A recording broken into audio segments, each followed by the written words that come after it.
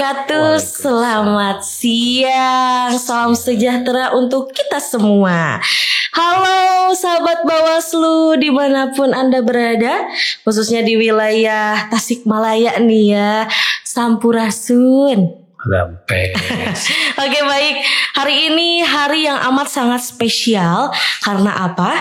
Karena hari ini program Bawaslu Kabupaten Tasikmalaya perdana tayang nih. Wah, jadi asal sahabat Bawaslu tahu ya, kalau program ini adalah podcast berbakat, yakni podcast bersama Bawaslu Kabupaten Tasikmalaya, yang pastinya akan memberikan informasi tentang kepemiluan di Indonesia. Oke.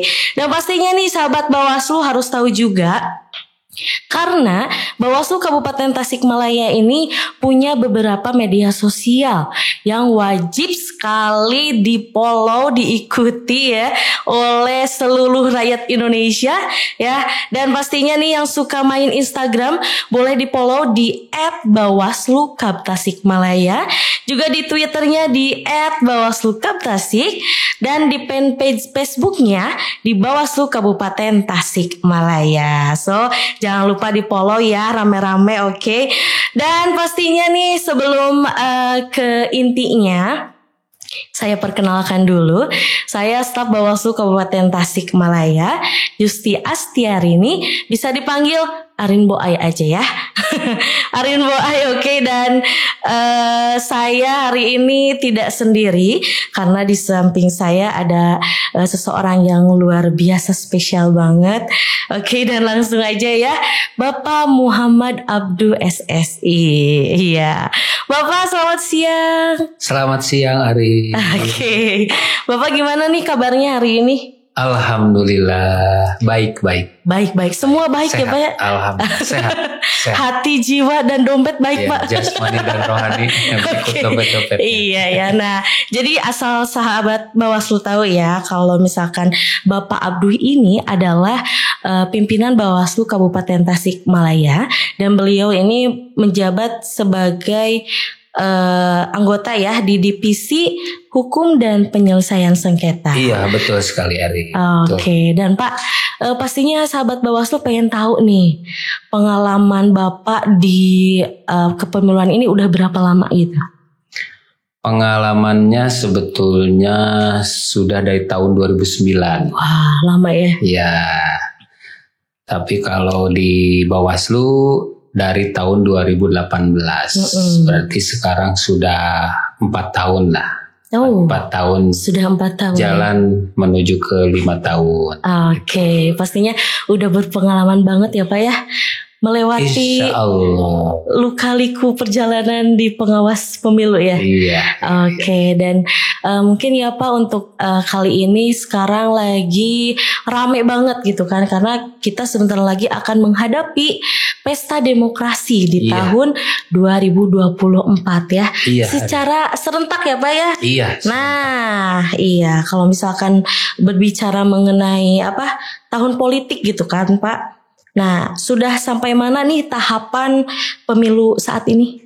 Ya, untuk tahapan sampai saat ini kita sedang mengawasi ya, proses pencalonan calon perseorangan Dewan Perwakilan Daerah atau DPD RI. Iya. Gitu. Oke. Dan kira-kira nih Pak, apa aja sih yang menjadi pedoman serta aturan tuh yang mendasari pelaksanaan pencalonan DPD ini? Iya. Untuk regulasi ya yang diterapkan ya di pencalonan DPD ini, yang pertama itu dari Undang-Undang Dasar 1945. Itu di pasal 22C ya.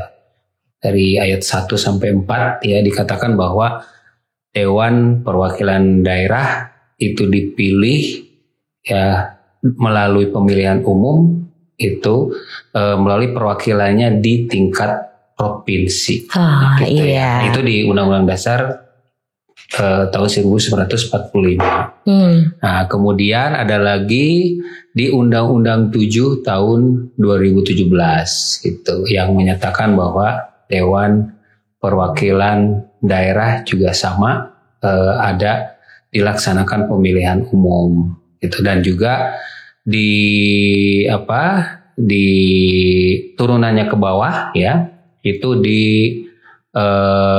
peraturan Komisi Pemilihan Umum PKPU ya, PKPU yang sudah diterbitkan yaitu di PKPU nomor 10 tahun 2022. Dan juga di kita sendiri juga diatur ya terkait dengan pengawasannya ya terhadap pencalonan DPD ini, yaitu di Perbawaslu ya, di Perbawaslu. Jadi itu aturan ya, yang pastinya menjadi acuan kita. Iya.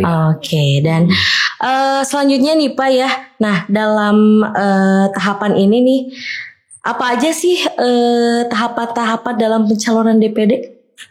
Ya, jadi tahapan yang pertama adalah proses pendaftaran dari calon tersebut ya.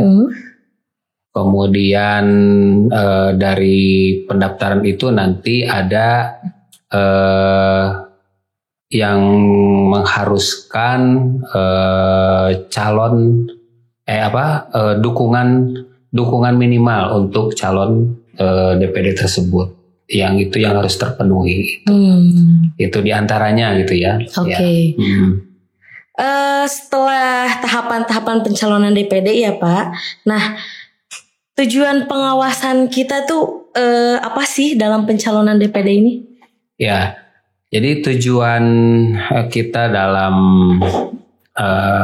pengawasan pencalonan Dewan Perwakilan Daerah ini ya, yang pertama adalah memastikan bahwa persyaratan dari calon DPD itu sesuai gitu kan dengan aturan yang ada gitu ya. Apakah itu terkait dengan umur, terkait dengan aturan-aturan yang yang dilarang gitu kan, gitu yang termasuk misalnya tidak boleh menjadi anggota partai politik gitu. Jadi kan kalau nanti mencalonkan menjadi calon perseorangan DPD Dewan Perwakilan Daerah, maka beliau yang mencalonkan itu harus mengundurkan diri kalau dia menjadi anggota atau menjadi pengurus partai politik, gitu kan? Ya.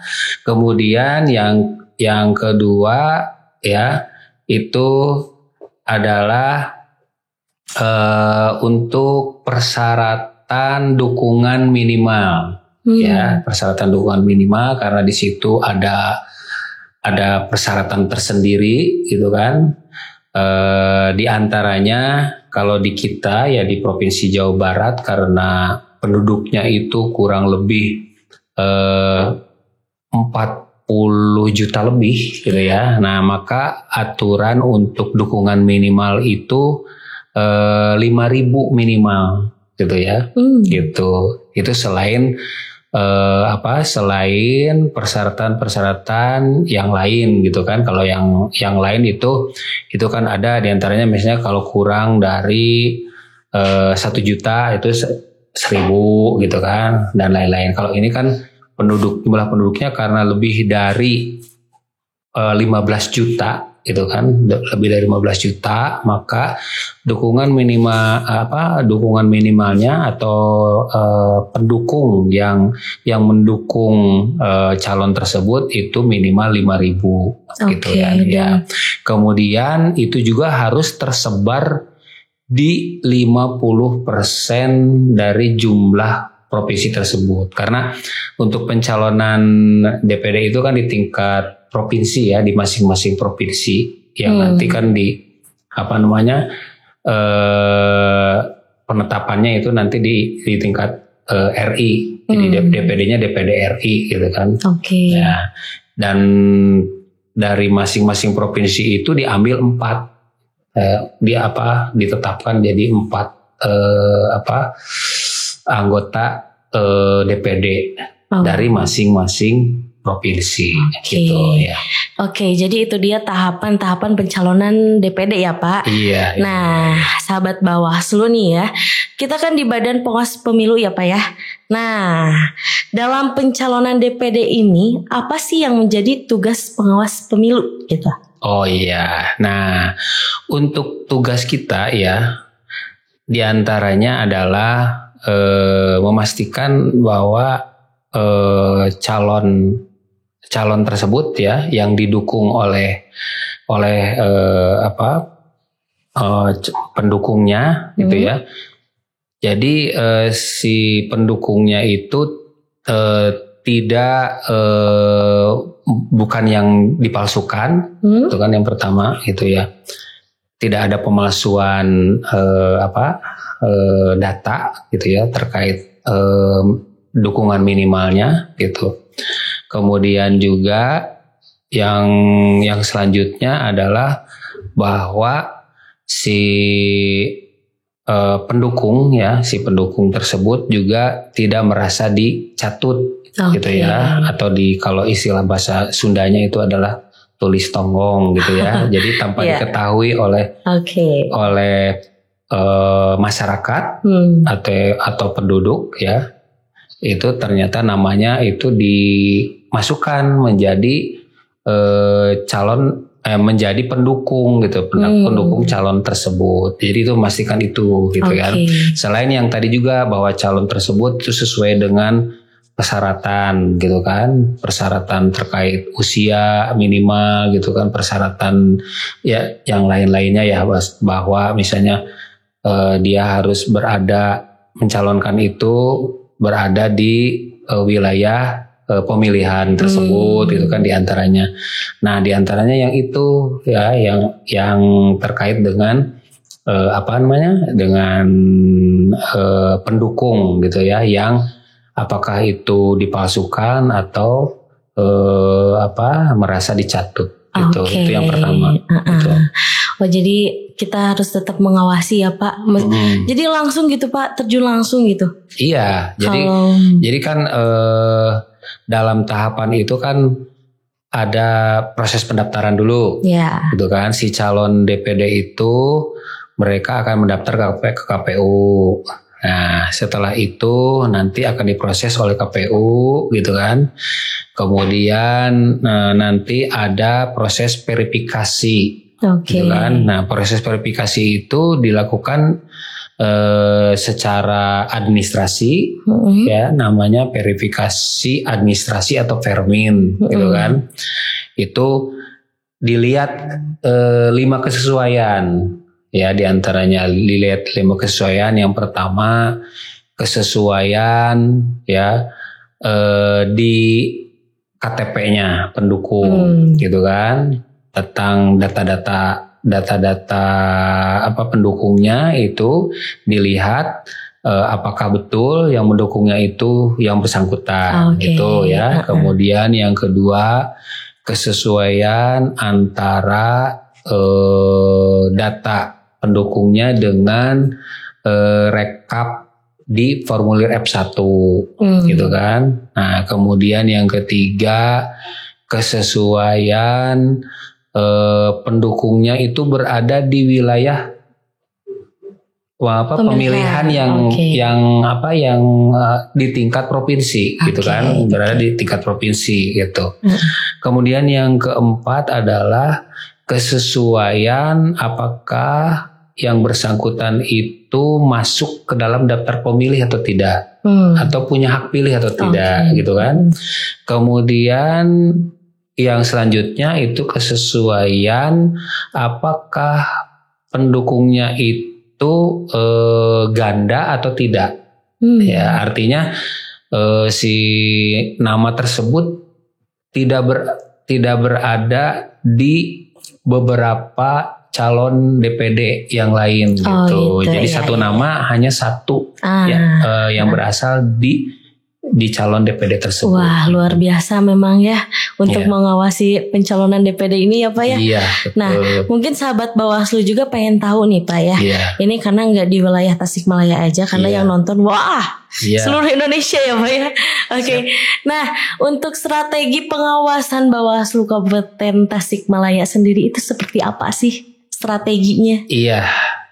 Jadi strateginya yang pertama kita melaksanakan sosialisasi terkait dengan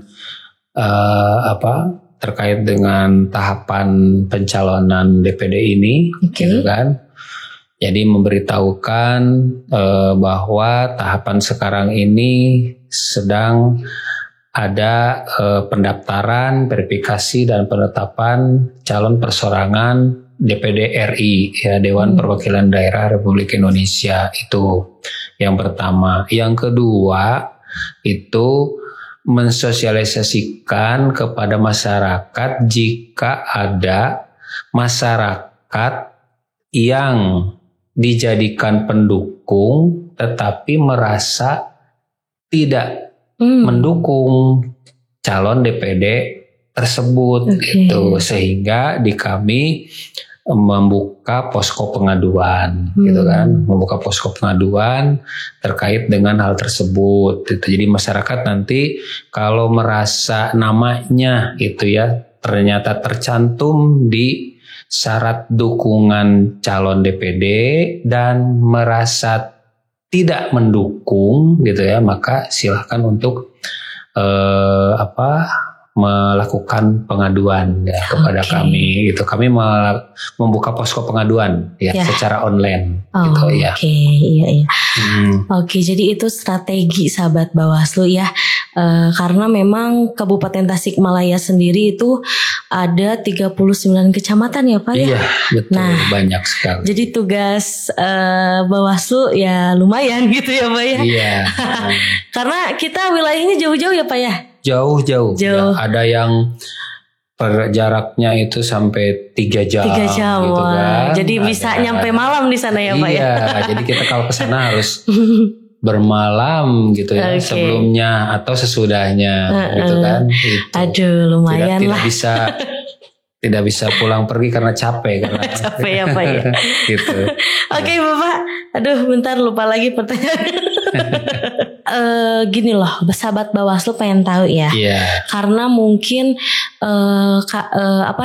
tidak semua masyarakat itu memakai media sosial. Betul. Ada juga kan yang masih hanya SMS, telepon gitu kan.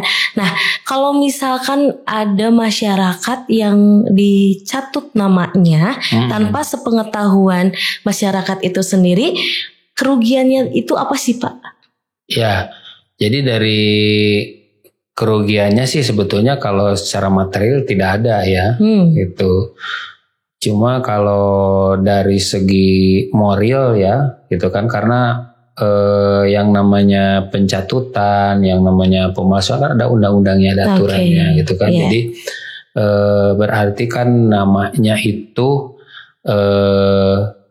yang dimasukkan itu kan bersifat privasi, gitu kan. Nah, jadi otomatis yang bersangkutan merasa dirugikan, gitu kan, karena tanpa seizin, gitu kan, tanpa seizin dari pribadinya, gitu. Makanya untuk jalan keluarnya nanti bisa dilihat, bisa mengecek itu di Info Pemilu gitu ya. Itu ada websitenya gitu terkait dengan mengecek apakah masyarakat itu masuk ke dalam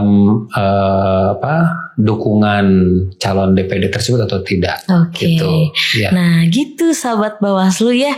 Jadi sekarang itu gampang banget gitu ya Pak untuk kita mengecek nama kita apakah tercantum atau tidak di apa Pak? Info Info Pemilu. Ya. Info jadi Pemilu di KPU sebetulnya itu. Di website KPU gitu ya. Jadi nanti bisa dilihat lah di itu ya, di kita di YouTube kita ya, di deskripsinya bisa dilihat, nanti akan dicantumkan gitu. Iya. Jadi kalau misalkan nama sahabat Bawaslu tercatat nih, tinggal laporkan saja ke kami gitu ya Pak ya. Betul. Untuk saat ini nih Pak, yang hari ini dilakukan oleh Bawaslu Kabupaten Tasikmalaya itu apa? Ya, saat ini kita sedang pengawasan terkait verifikasi administrasi. Itu dilaksanakan kalau di tahapan kalau di timeline KPU-nya itu kan ya, itu dari mulai tanggal 30 Desember sampai 12 Januari. 12 Januari ya. Jadi sebetulnya sebentar lagi kan ya, 12 Januari. Tetapi di situ memang ada tahapan di mana setelah dilakukan verifikasi administrasi, ada tahapan perbaikan untuk calon DPD-nya terkait dengan syarat dukungan gitu ya, terkait dengan data-data syarat dukungan gitu ya, diberi waktu itu dari tanggal 16 sampai 22 ya. Januari gitu. Jadi nanti tanggal 23 gitu ya, tanggal 23 sampai bulan Februari itu nanti ada verifikasi administrasi perbaikan. Jadi nanti diverifikasi lagi gitu setelah sekarang ini sedang verifikasi administrasi sampai tanggal 12. Nah, mulai tanggal 23 nanti ada verifikasi administrasi perbaikan yang sudah diperbaiki oleh calon DPD tersebut sampai bulan Februari. Nah, nanti setelah verifikasi administrasi mulai tanggal 6 itu ada verifikasi faktual gitu. Jadi terjun langsung ke masyarakat ya. Iya. Nah, jadi sahabat Bawaslu nih dimanapun berada, khususnya di wilayah Kabupaten Tasikmalaya ya. Nah, nanti pasti akan bertemu dengan Pak Abduh. Insya Allah gitu ya. Karena kan kalau verifikasi faktual itu kan kita melihat faktualnya, secara faktualnya gitu ya, antara data yang sudah ada secara administrasi ya, kemudian kita lihat realnya di lapangan gitu. Sesuai atau tidak gitu ya, gitu ya. Nah, mungkin sahabat Bawaslu, itu dia tahapan yang saat ini sedang diawasi oleh Bawaslu Kabupaten Tasikmalaya, yakni pencalonan DPD ya. Oke, dan terima kasih mungkin Bapak atas informasi yang telah diberikan. Terima kasih ya Pak. Sama-sama Arin.